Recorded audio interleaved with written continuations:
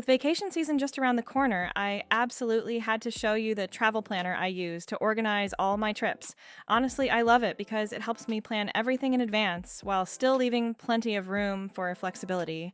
It's organized without being overwhelming, which is exactly what I was looking for.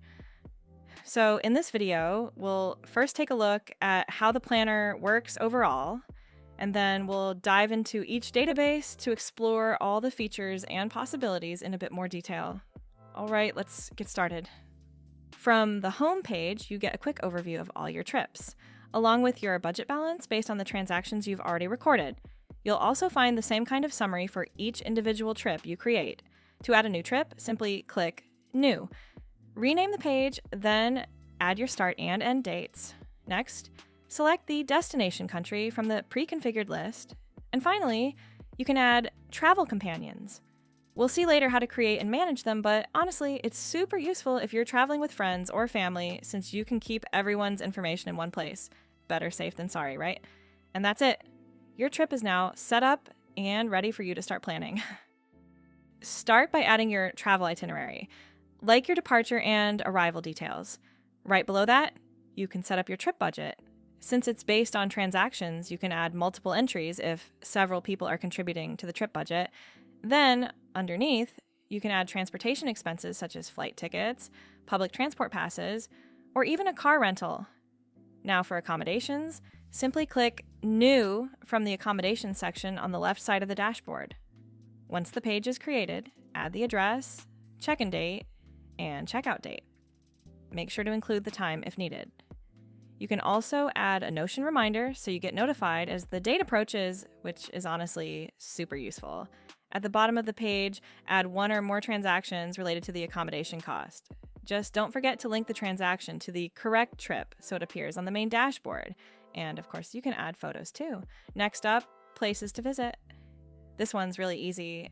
Open the appropriate database, click New Page, and add the location, the planned date, and a transaction if the activity has a cost. Again, remember to link it to the trip so it shows up on your travel page. You can add as many activities as you want, whether they're free or paid. And the best part? All your places will automatically appear on the map in the top right corner of the trip page. Finally, I'd recommend adding a travel checklist, a weather widget, and maybe even a playlist. For the weather widget, I simply use a website that you'll see on screen. You can generate widgets for any city you want. Here, we'll use Cape Town to match the trip we're building. And that's it. Just add a few photos, and you're good to go. By the way, the first image will automatically become the cover image displayed on the dashboard. What I really like about this template is that it's not overly rigid. It doesn't force you into a complicated system. Instead, it gives you a clear direction for your trip while keeping everything you need in one place. All right, now let's take a closer look at each database and see what's possible. To add a new traveler, simply create a new entry in the Travelers database and fill in the relevant information. You can add family members, friends, or anyone traveling with you.